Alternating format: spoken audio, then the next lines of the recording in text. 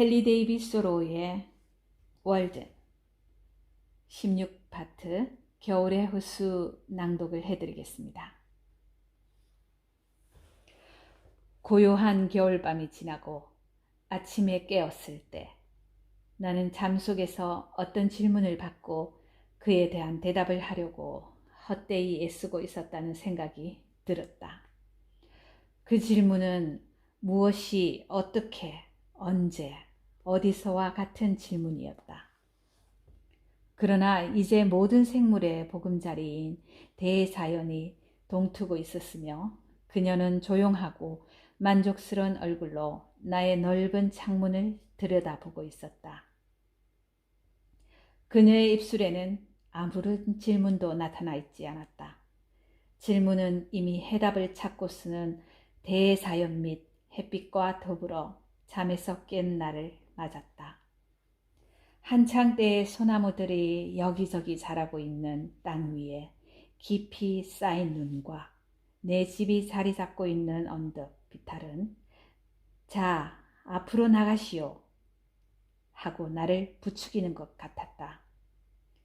자연은 아무런 질문을 하지 않으며 우리 인간이 묻는 질문에도 대답을 하지 않는다.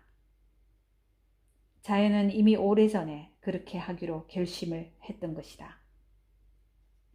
오 군주여, 우리의 눈은 이 우주의 놀라운 여러 가지 광경을 탐복하여 바라보며 영혼에 전달합니다. 밤은 물론 이 영광스러운 창조물의 일부를 장막으로 가립니다. 그러나 낮이 와서 지구로부터 하늘의 들판에 이르는 이 위대한 작품을 우리에게 드러내 보입니다. 이제 나는 아침일에 착수했다. 먼저 도끼와 물통을 들고 물을 찾아 나섰다. 눈이 내린 추운 밤의 다음 날에는 물을 찾으려면 탐지 막대라도 있어야 했다. 공기의 조그만 움직임에 그처럼 민감하고 모든 빛과 그늘을 반영하던 호수의 유동적인 수면은 겨울만 되면 피트나 피트 반 두께로 얼어서 우람한 소 몇 마리쯤의 무게로는 끄떡도 않는다. 게다가 눈이 얼음 두께 정도로 내려 쌓이기라도 하면 호수는 다른 들판과 구별할 길이 없다. 주위에 산이 살고 있는 마루모토처럼 호수는 그 눈꺼풀을 내리고 3개월 또는 그 이상을 동면에 들어간다. 이 눈 덮인 들판에 서니 마치 언덕으로 둘러싸인 풀밭에라도 선 기분이 든다. 나는 먼저 1피터 깊이의 눈을 치운 다음 다시 1피터 두께의 얼음을 깨고 발 아래 호수의 창문을 연다. 그리고는 무릎을 꿇고 물을 마시며 물고기들의 조용한 거실을 내려다본다. 호수 속은 마치 불투명한 유리창을 통해 들어온 것 같은 부드러운 광선이 사방에 퍼져 있으며 바닥은 여름이나 마찬가지로 밝은 모래가 깔려 있다. 호박색의 저녁 너울이 질 때와 같은 영원한 물결 없는 고요가 이곳을 다스리고 있다. 그 고요는 이곳에 사는 거주자들의 침착하고 평온한 기질에도 상응하는 것이리라. 천국은 머리 위에만 있는 것이 아니라 발 밑에도 있다. 아침 일찍 온 세상이 강추위로 뻣뻣해 있을 때 낚싯대와 간단한 점심을 들고 호수를 찾는 사람들이 있다. 그들은 눈 덮인 호수 위에 자리 잡고 앉아 가느다란 줄을 내려뜨려 강꼬치 고기와 퍼치를 낚으려고 한다. 그들은 본능적으로 마을 사람들과는 다른 유행을 쫓으며 그들과는 다른 권위를 신봉하는 야성의 인간들이다. 어쩌면 끊겨버릴 수도 있는 여러 마을 간의 유대의 일부를 이들이 오고 감으로써 이어주고 있다. 그들은 두꺼운 모직 외포를 걸치고 호숫가의 마른 떡갈나무 잎 위에 앉아 점심을 먹는다. 마을 사람들이 인공의 지식에 박다면 그들은 자연의 지식에 박다. 그들은 결코 책에 의존하지 않으며 자신들이 알고 수 있는 것보다 훨씬 많은 일을 해낸다. 그들이 하는 일 중에는 마을 사람들이 전혀 생각하지 못하는 일들도 있다. 여기에 다 자란 퍼치를 미끼로 강꼬치 고기를 낚고 있는 사람이 있다. 우리는 그의 통을 들여다보고 마치 여름 호수를 들여다본 듯 경탄을 금치 못한다. 마치 그가 여름을 자기 집에 가두어 두었다가 여름이 물러가 있는 곳을 아는 것 같기만 하다. 아니, 한겨울에 이런 물고기들을 어떻게 잡았을까? 그야 땅이 얼어붙었으니 썩은 통나무 속에 벌레를 잡아 그것을 미끼로 이 물고기들을 잡은 것이다. 그는 생활 자체가 박물학자의 연구보다도 더 깊이 자연 속으로 뚫고 들어가 있다. 그 자신이 박물학자의 연구의 대상이 될 만도 하다. 박물학자는 주머니 칼로 이끼와 나무 껍질을 가만히 지켜 올려 곤충을 찾는다. 그러나 낚시꾼은 도끼로 통나무를 그 속까지 찍어 이끼와 나무 껍질을 사방으로 튀게 만든다. 그는 나무 껍질을 벗겨 생계를 꾸린다. 그런 사람은 물고기를 잡을 권리를 어느 정도 가지고 있다고 하겠다. 그를 통해서 자연의 섭리가 이루어지는 것을 보는 것도 나쁘지 않다. 퍼치는 유충을 삼키고 강꼬치 고기는 퍼치를 삼키며 낚시꾼은 강꼬치 고기를 삼킨다. 이리하여 자연의 각 단계 사이에 있는 틈이 메워지는 것이다. 안개 낀 날 호수 주위를 거닐다가 일부 소박한 낚시꾼들이 쓰고 있는 원시적인 낚시 방법을 보면 재밌다는 생각이 든다. 낚시꾼은 얼음에 구멍을 뚫고 그 위에 구멍보다 큰 오리나무 가지를 걸쳐 두는데 낚싯줄이 끌려 달아나지 않도록 줄의 끝을 오리나무에 묶어 놓는다. 그리고 낚싯줄의 느슨한 부분은 얼음 위 1피트 또는 그 이상의 높이에 있는 오리나무의 작은 가지에 걸쳐 놓는다. 또 그 줄에 마른 떡갈나무 잎을 하나 매달아 놓았으므로 그것이 아래로 끌려가면 고기가 걸렸다는 것을 알게 된다. 이런 낚시 구멍들은 호숫가로부터 20-30m에서 시작하여 연달아 있었는데 그 간격 역시 20-30m 정도였다. 그래서 호수 주위를 반바퀴 정도 도노라면 안개 속에 오리나무 가지들이 일정한 간격으로 서 있는 모습을 어렴풋이 볼 수 있었다. 아, 월든의 강꼬치 고기들. 이 강꼬치 고기들이 얼음 위에나 낚시꾼들이 얼음 위에 작은 웅덩이를 파서 물을 담아 놓은 곳에 누워있는 모습을 보면 그 보기 드문 아름다움에 나는 항상 감탄을 금치 못한다. 그들은 마치 전설에나 나오는 고기들 같다. 마치 아라비아가 콩코드의 먼 이국이듯 강꼬치 고기들은 거리로부터 아니 심지어 숲으로부터도 멀리 떨어진 이국적인 인상을 주는 고기들이다. 그들은 너무나 눈부신 초월적인 아름다움을 지니고 있다. 그에 비하면 거리에서 떠들어대는 대구는 저 밑에 처져 차라리 송장 같은 인상을 줄 뿐이다. 강꼬치 고기의 색깔은 소나무처럼 녹색도 아니고 돌처럼 회색도 아니며 하늘처럼 청색도 아니다. 내 눈에 이 물고기의 색깔은 꽃이나 보석처럼 진귀한 색깔로 보인다. 그들은 진주와도 같으며 월든호수 물의 동물화된 핵심, 즉 결정인 것이다. 강꼬치 고기는 겉이나 속이나 철저하게 월든 체질이며 그 자신이 동물의 왕국에서의 작은 월든호수라고 할 수 있다. 그런 물고기가 여기서 잡힌다는 것은 놀라운 일이다. 마차와 가죽들이 덜크덕거리며 지나고 썰매가 딸랑대며 지나는 월든 길 옆에 이 깊고도 넓은 샘물 속에 이 커다란 황금색과 에메랄드색의 고기들이 헤엄친다는 것은 놀라운 일이다. 나는 시장에서 강꼬치 고기 종류를 본 적이 없다. 만약 시장에 팔려 나왔더라면 모든 눈의 감탄의 대상이 되었을 것이다. 물 밖으로 잡혀 나온 강꼬치 고기는 마치 천명을 다하지 못하고 하늘의 엷은 공기로 옮겨가는 인간처럼 몇 번 몸부림치고는 물속에서의 삶을 단념해버린다. 오랫동안 잃어버린 채로 있는 월든호수의 바닥을 되찾을 생각을 갖고 있던 나는 1846년 초 얼음이 녹기 전에 나침반과 쇠사슬과 측심줄을 가지고 호수 바닥을 세밀히 측정했다. 월든호수의 바닥에 대하여 바닥이 있느니 없느니 여러 가지 이야기들이 전해져 왔으나 거기에 대한 믿을 만한 근거는 없었다. 사람들이 바닥을 재는 수고를 해보지도 않고 어떤 호수가 바닥이 없다고 오랫동안 믿는 것을 보면 그저 놀라울 뿐이다. 나는 콩코드 주변으로 한낮을 산책을 나갔다가 바닥이 없다는 호수를 2군데나 들르고 온 적이 있다. 많은 사람들이 월든 호수가 지구 반대편으로 뚫려 있다고 믿어왔다.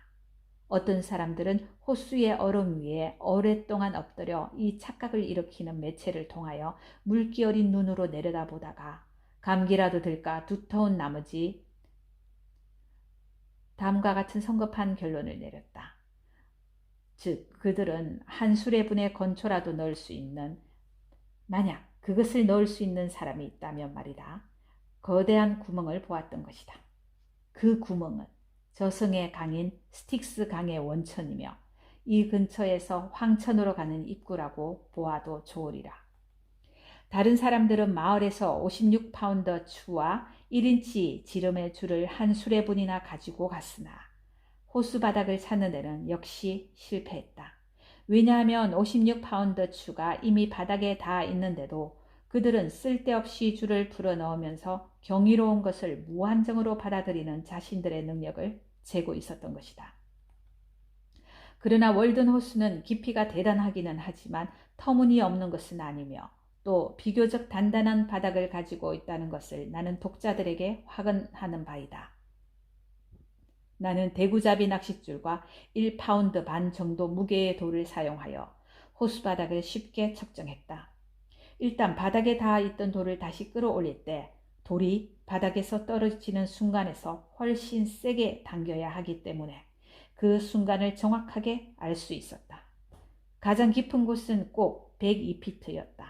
그 후 물이 5피트 불었으니 그곳의 깊이는 이 107피트가 될 것이다.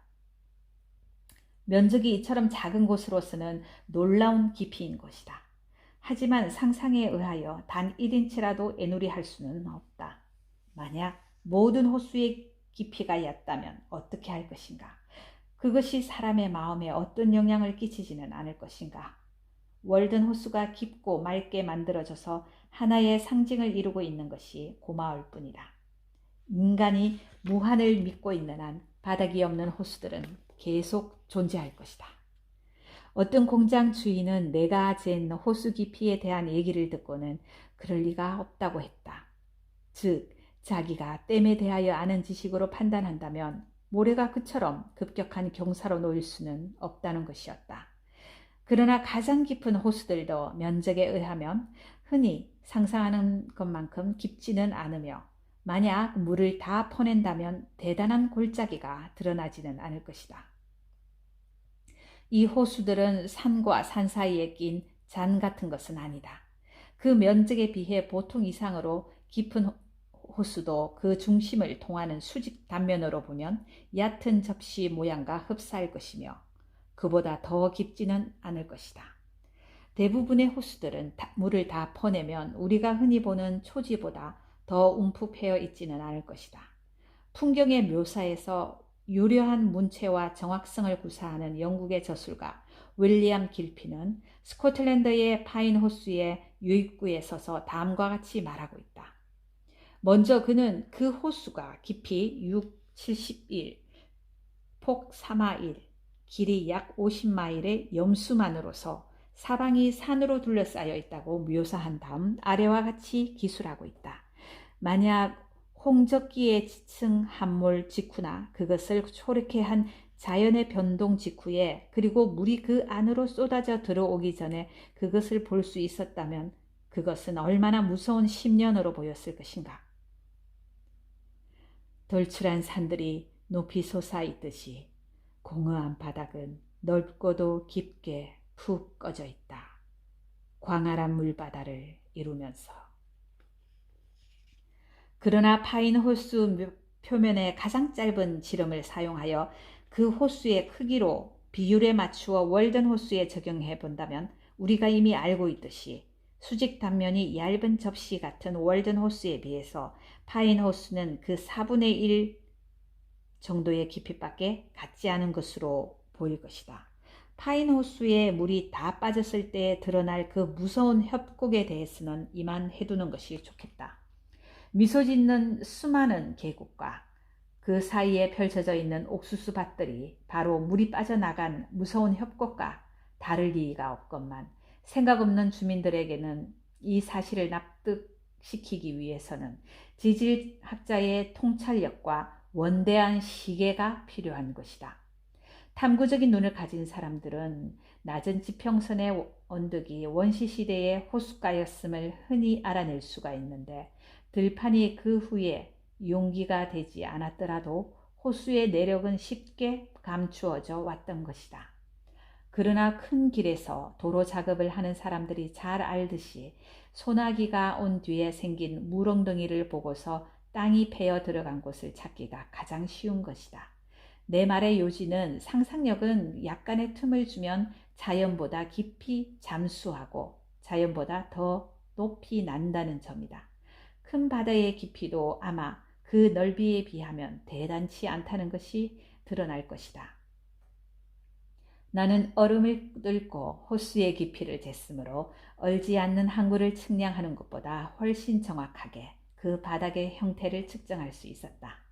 그리고 그 바닥이 대체로 고르게 되어 있는데 놀랐다.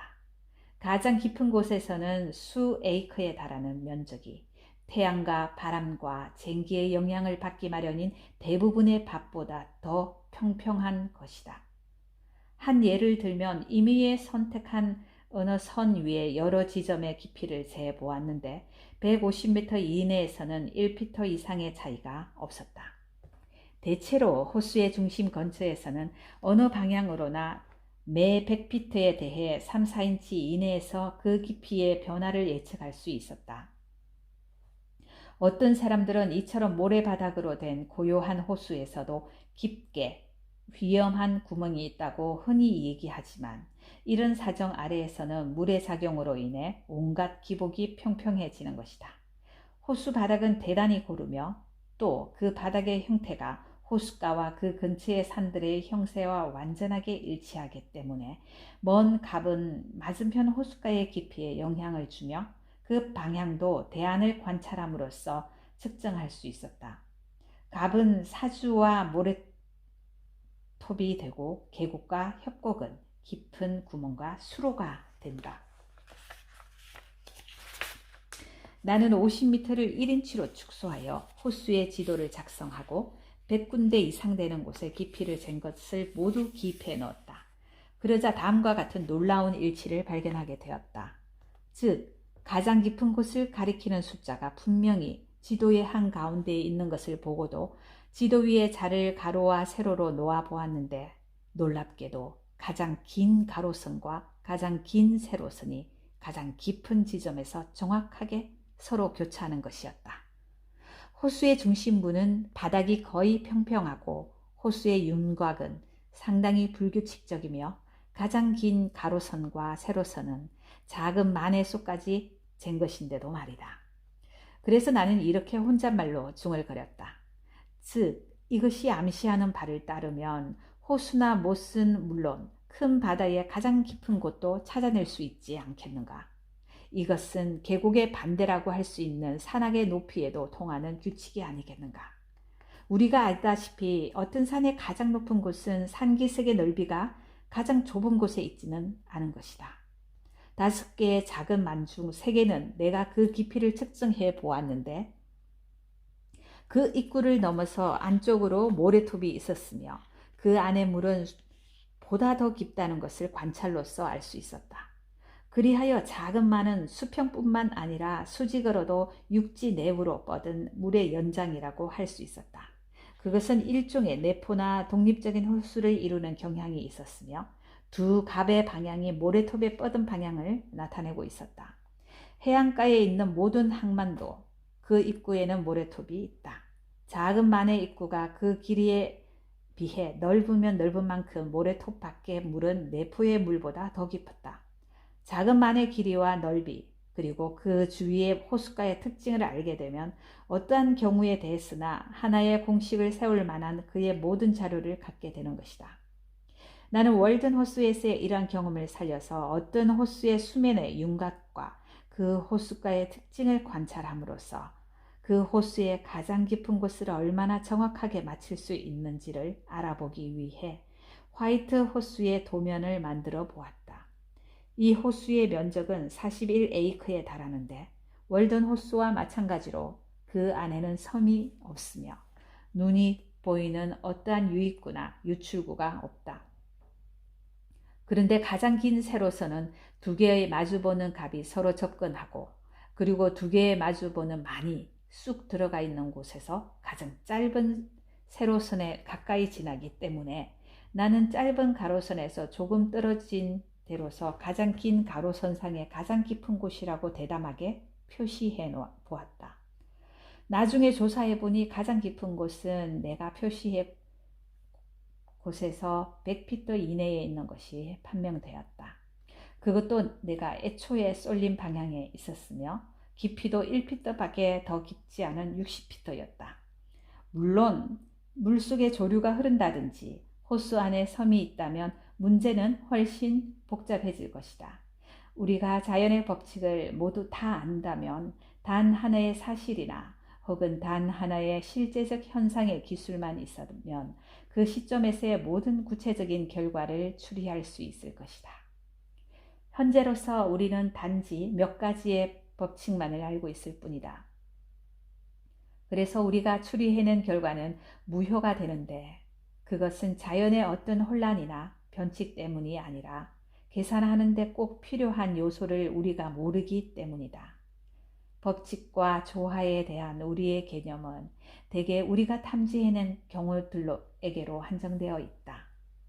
그러나 우리가 탐지해내지 못했으며 그래서 보기에는 모순된 것 같으나 실제로는 합치되고 있는 무수히 많은 법칙들로부터 유래하고 있는 조화는 너무나도 멋진 것이다. 개개의 법칙은 우리가 사물을 보는 시각과도 같다고 하겠다. 즉, 길 가는 나그네가 한 걸음 한 걸음 전진할 때마다 산의 모습이 달라지듯이 그것은 절대적으로 하나의 형태만을 가지고 있으면서도 무한한 측면을 지니고 있는 것이다. 산은 쪼개거나 구멍을 뚫어보더라도 그 전체가 파악되지는 않는다. 내가 호수에 관하여 관찰하는 것은 인간의 심성에도 똑같이 통용된다고 하겠다. 그것은 평균의 법칙인 것이다. 두 개의 지름을 이용한 그러한 규칙은 우리를 태양계 안의 태양으로서 인도하고 사람 몸 안의 심장으로 인도해 줄 것이다. 그뿐 아니라 그것은 한 사람의 매일매일의 행동의 총체와 그의 삶의 물결을 뚫고 그의 작은 만과 내포에 이르는 데까지 종횡으로 선을 그을 것이며 두 선이 만나는 곳에 그의 심성의 가장 높은 부분과 깊은 부분이 자리 잡고 있을 것이다. 어쩌면 우리는 그의 마음의 깊이와 감추어진 바닥을 알기 위해서는 그의 마음의 호숫가가 어떻게 기울고 있으며 그 인접 지역이나 환경이 어떠한지를 알기만 해도 될 것이다. 만약 그의 호수가 고산 준봉과 아킬레스의 고향처럼 험준한 기슭에 둘러싸여 있으며 그 산봉우리들이 그의 가슴 위에 우뚝 서서 그의 가슴의 모습을 비추고 있다면 그것은 그의 내부에도 이에 상응하는 깊이가 있음을 암시하는 것이리라. 그러나 낮고 평범한 기슭은 그가 그 면에서 깊지 않음을 나타낸다고 하겠다. 우리의 신체에서도 대담하게 불쑥 나온 이마는 그것에 상응하는 생각의 깊이를 표시한다. 우리 내부에 있는 각기의 작은 만들, 즉 각계의 성향의 입구에는 모래톱이 하나씩 있다. 그 모래톱은 어느 기간 동안에는 우리의 항구 역할을 하며 우리는 그 속에 갇히게 되고 부분적으로 물과 차단이 된다. 이러한 성향은 대체로 어떤 변덕에 의해 형성된 것이 아니고 그 형태와 크기와 방향은 고대로부터의 윤기의 축인 갑에 의하여 결정된다. 이 모래톱이 폭풍과 조류와 해류에 의해서 점차로 커지거나 혹은 물이 줄어들어 모래톱이 물의 표면에 닿게 되면 하나의 사상이 정박하고 있던 기슭의 성향에 지나지 않던 것이 이제는 독립된 호수가 된다. 이 호수는 바다와 단절되며 그 안에서 사상은 독자성을 확보하게 된다. 그것은 염수에서 담수로 바뀔 수도 있다. 그것은 물맛이 좋은 담수해가 되는가 하면 사해나 늪이 되기도 한다. 각 개인이 성인으로 세상에 나갈 무렵이면 그러한 모래톱이 어디선가 수면에 도달했을 것이라고 상상할 수 있지 않겠는가. 사실이지 우리의 향의 기술은 서툴게 짝이 없기 때문에 우리의 사상은 흔히 항구가 없는 해안가에서 방랑하거나 시라는 이름의 얕은 만에서 배회하기가 일수인 것이다.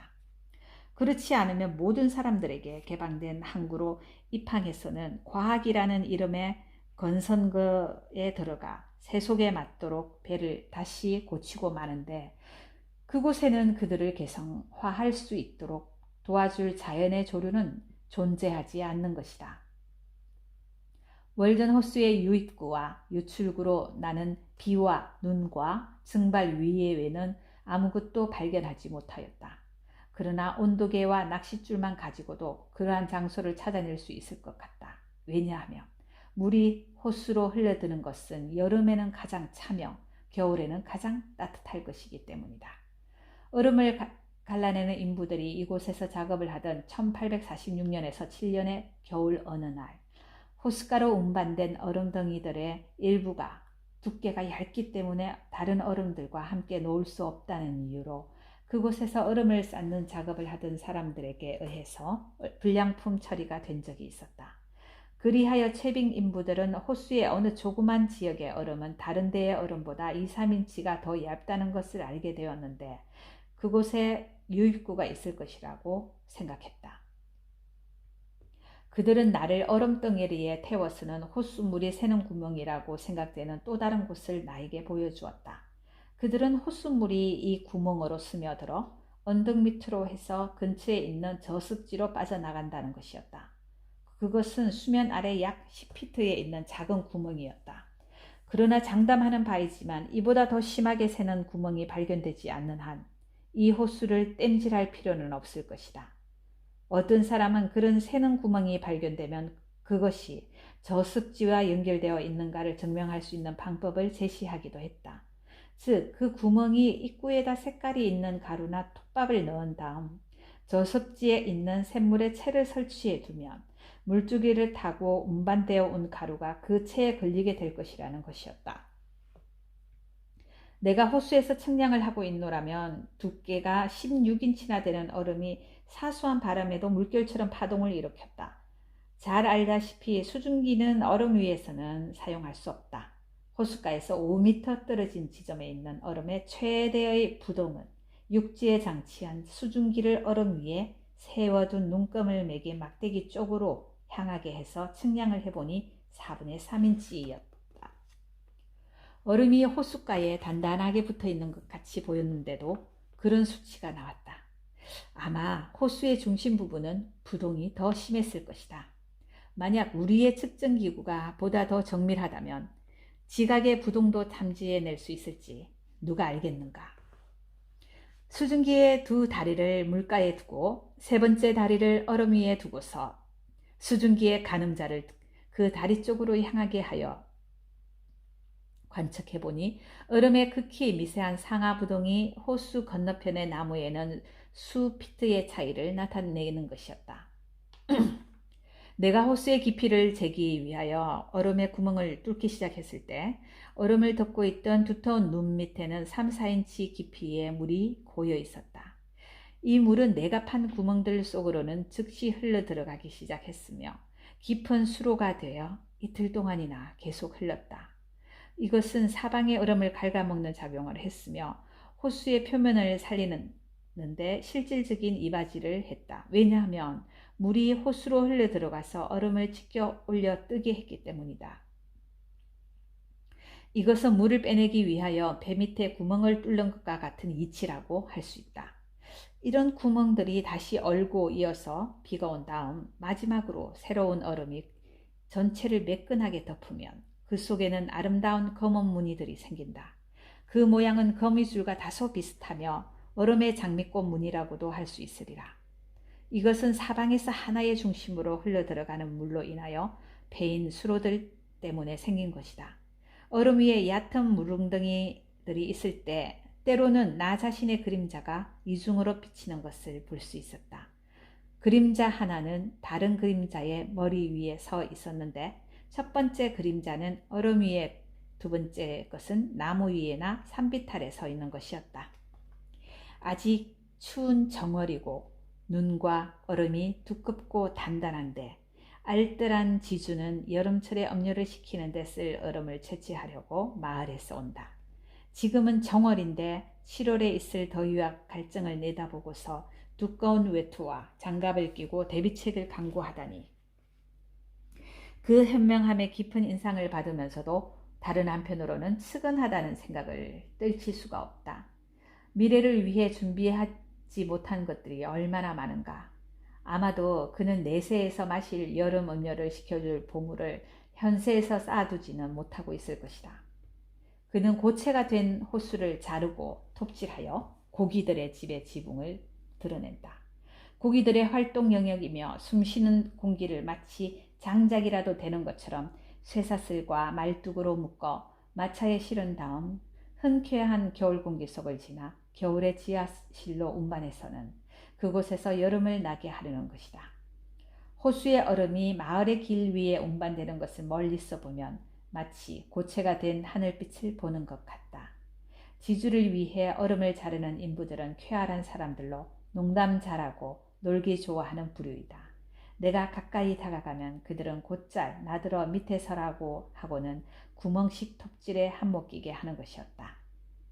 1846년에서 7년의 겨울 어느 날 아침 북극지방 출신의 남자 100명이 갑자기 월든 호수에 나타났다. 그들은 보기 흉한 농기구들과 썰매, 쟁기, 씨앗 뿌리는 수레, 잔디 깎는 칼, 삽, 톱, 갈퀴 등을 여러 대의 수레에 잔뜩 싣고 왔다. 각 사람은 내가 뉴잉글랜드 농민이나 경작인 같은 농업 잡지에서도 본 적이 없는 두 개의 뾰족한 끝이 달린 작대기로 무장하고 있었다. 그들이 겨울 호밀의 씨를 뿌리러 왔는지 또는 최근에 아이슬란드에서 도입한 어떤 다른 종류의 곡물의 씨앗을 뿌리러 왔는지 나는 알지 못했다. 비료가 눈에 띄지 않았으므로 나는 그들이 땅이 걸고 오래 묵혀두었다고 생각하여 나처럼 지력을 이용하여 농사를 지으려나 보다고 생각했다. 인부들의 말에 의하면 이 사업의 실질적인 책임자는 이미 50만 불 가량의 재산을 가지고 있는 신사농업가인데 그는 이 사업을 통해 자기 재산을 2배로 늘릴 계획을 가지고 있다는 것이었다. 달러 한 장마다 또 다른 한 장으로 이불을 만들어주기 위해 그는 이 추운 겨울에 월든 호수의 유일한 외투, 아니 피부 그 자체를 벗기고 있는 것이다. 인부들은 마치 이 호수를 모범 농장으로 만들려는 것처럼 일에 착수하였으며 놀랄 만큼 질서정연하게 쟁기질과 시래질을 하여 고랑을 파는 것이었다. 그러나 그들이 어떤 종류의 씨앗을 고랑에 뿌릴 것인지 주의 깊게 보고 있었는데 내 바로 옆에 있던 한 패의 인부들이 갑자기 갈고리를 특유한 동작으로 물속까지 푹 집어넣어 그 처녀 토양을 그 단단한 땅 전부를 끌어올려 썰매에 실어 나르기 시작했다. 그래서 나는 그들이 늪에서 2탄을 캐는가 보다고 생각했다. 이들 인부들은 기관차의 특이한 기적 소리와 더불어 한때의 흰 메새들처럼 북극의 어느 지점이라고 생각되는 곳에서부터 이곳 월든 호수까지 매일 왔다 갔다 하는 것이었다. 그러나 때때로 전설에 나오는 인디언 노파 월든이 복수를 하는 때도 있었다. 어느 날 인부 한 사람이 말술의 뒤를 따라가다가 땅의 틈바구니에 빠져 황천 방향으로 떨어질 뻔한 적이 있었다. 그때까지만 해도 용감하기 짝이 없던 이 사람은 갑자기 9분의 1 정도의 남자로 줄어버렸다. 자신의 동물적 열기를 거의 잃은 그 사람은 내 집에 피신하게 된 것을 기뻐했을 뿐만 아니라 난로에도 장점이 있다는 것을 인정하기까지 했다. 어떤 때는 얼어붙은 땅에 쟁기 끝에 쇳조각이 부러지기도 하고 또는 쟁기가 고랑에 박혀 파내지 않으면 안 되는 적도 있었다.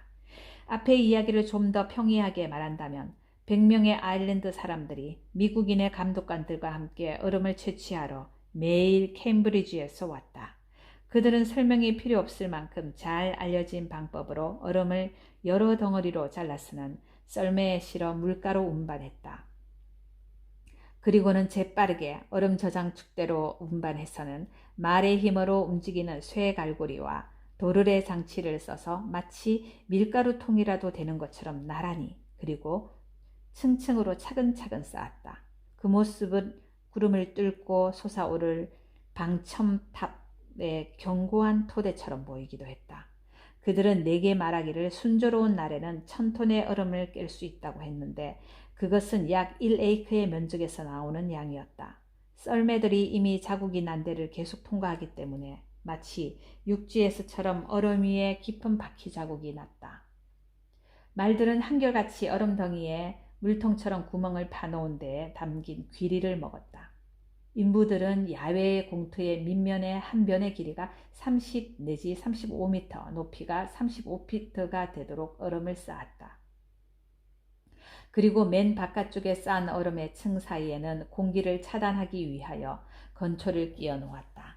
그것은 그리 차지 않은 바람이 통로를 발견하게 되면 얼음 사이에 큰 구멍들을 만들어 여기저기에 약한 기둥들을 남겨놓게 되며 결국에는 얼음 쌓아놓은 것을 썰어뜨릴 것이기 때문이다. 처음에는 그것은 거대한 푸른 요새나 발할라의 전당처럼 보인다. 그러나 인부들이 얼음 사이의 틈에 풀밭에서 베어온 거칠은 마른 풀을 끼우기 시작하고 이 풀들이 서리와 고드름으로 뒤덮이자 그것은 하늘빛 대리석으로 지은 건물이 오랜 세월이 지나면서 이끼도 끼고 해서 제법 그럴싸하게 보이는 폐허와 같은 모습이 되었다. 그것은 달력에서 보는 겨울 영감의 처소와 같았으며 그 영감이 우리와 함께 여름을 보내려고 지은 오막살이와도 같이 보였다. 그 사람들은 이 얼음 중에 25%도 목적지에 도달하지 못할 것이며 2, 3%는 열차 속에서 소실될 것이라고 계산하고 있었다. 그러나 이 얼음 더미의 더 많은 부분이 처음 의도와는 다른 운명을 맞았다. 그것은 이 얼음이 보통 때보다 더 많은 공기가 들어가 있었든지 아니면 무슨 다른 이유 때문에 기대했던 것만큼 잘 보존이 되지 않아 끝내 팔려나가지 못했기 때문이다. 1846년에서 1847년에 겨울에 쌓아놓은 이 얼음더미는 약 10,000통가량의 추정으로 되고 있는데 결국에는 건초와 판자로 덮이게 되었다. 그해 7월에 지붕을 걷고 그 일부를 운반해 갔지만 나머지는 태양의 그 모습을 드러내은 채로 그해 여름과 다음 겨울을 견뎌냈다. 1848년 9월이 되었어야 얼음은 완전히 녹아버렸다. 이리하여 호수는 잃었던 물의 대부분을 되찾게 되었다. 월든 호수의 물처럼 월든의 얼음도 가까이에서 보면 녹색빛을 띠지만 멀리서 보면 아름다운 청색이다. 그래서 4분의 1마일 정도의 거리에서 보더라도 콩코드 강의 하얀 얼음이나 다른 호수들의 단순한 초록색 얼음과는 쉽게 구별이 된다. 채빙 인부들의 썰매가 마을의 거리를 지날 때 때때로 커다란 얼음덩이 하나가 미끄러져 떨어져서는 한 일주일 동안이나 그 자리에 녹지 않고 놓여 있는 일이 발생하는데 그 모습이 커다란 에메랄드와 같아서 지나가는 모든 사람들의 흥미거리가 되기도 했다. 내가 살펴본 바에 의하면 월든 호수의 어떤 부분의 물은 액체일 때에는 녹색이었던 것이 일단 얼면 같은 지점에서 보아도 흔히 청색으로 보이는 것이었다. 그래서 겨울에 어떤 때에는 호수 근처에 움푹 패인 곳들이 호수물과도 같은 초록빛의 물이 고여 있다가도 다음 날에는 청색으로 얼어 있는 것을 보게 된다. 아마도 물과 얼음의 청색은 그 안에 품고 있는 빛과 공기 때문이겠는데 가장 투명한 것이 가장 짙은 청색을 띠고 있다. 얼음은 흥미로운 명상의 대상이다. 사람들의 말에 의하면 프레쉬 호수 옆에 얼음 창고에는 5년이나 된 얼음이 있었다고 하는데 갓 잘라냈을 때와 조금도 다름이 없었다는 것이다. 어찌하여 한 통의 물은 금세 물맛이 변하는데 일단 얼면 언제까지나 싱싱한 것일까? 흔히 하는 말에 따르면 이것이 바로 애정과 지성의 차이점이라고 한다. 이처럼 나는 16일 동안이나 내 집의 창문가에 서서 100명의 인부들이 바쁜 농사꾼들처럼 말과 수레와 기타 온갖 농기구를 써가면서 일하는 것을 지켜보았다. 그것은 달력의 첫 장에서 보는 것 같은 한 폭의 그림이었다. 밖을 내다볼 때마다 나는 종달새와 수수하는 사람의 우화와 씨앗 뿌리는 사람의 이야기가 생각났다. 이제 그 사람들은 모두 가버렸고 30일만 더 지나면 바로 이 창문에서 바다처럼 초록빛을 띤 깨끗한 월든 호수를 바라보게 되리라. 수면에는 구름과 나무들의 그림자가 드리워져 있을 것이며 호수는 고독한 가운데 수증기를 하늘로 올려보낼 것이다. 그러나 사람이 호수 위에 서 있었다는 흔적은 하나도 볼 수 없을 것이다. 얼마 전까지만 해도 100명의 사람들이 두려움 없이 일하던 바로 그곳에 대강오리 한 마리가 물속에 들어가 깃털을 가다듬으며 웃음을 터뜨리는 소리를 듣게 되리라. 혹은 그곳에 외로운 낚시꾼이 떠다니는 나뭇잎과도 같은 배에 몸을 싣고는 잔물결 속에 자신의 모습이 비치는 것을 바라보는 광경을 보게 되리라.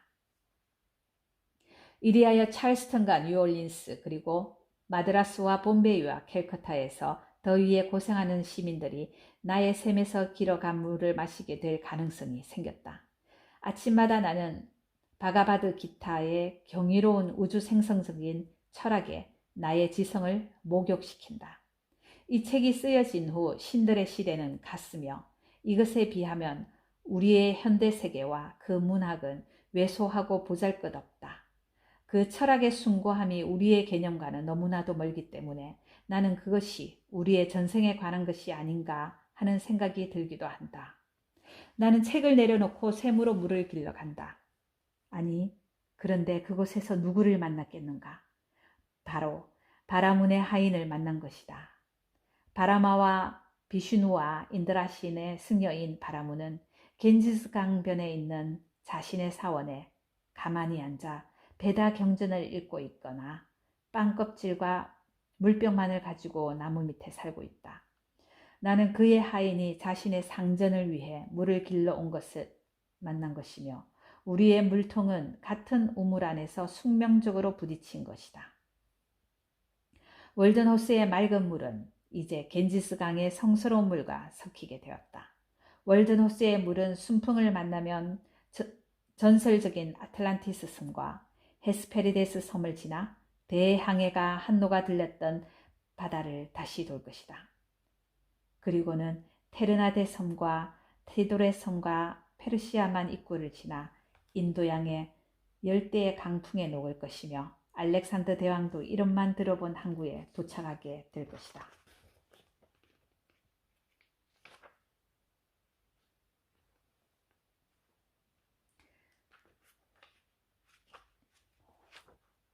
이상 월든 호수 16 파트 겨울의 호수 편을 낭독해 드렸습니다. 매일 편안한 밤 그리고 깊은 수면이 되시길 기원드립니다. 감사합니다.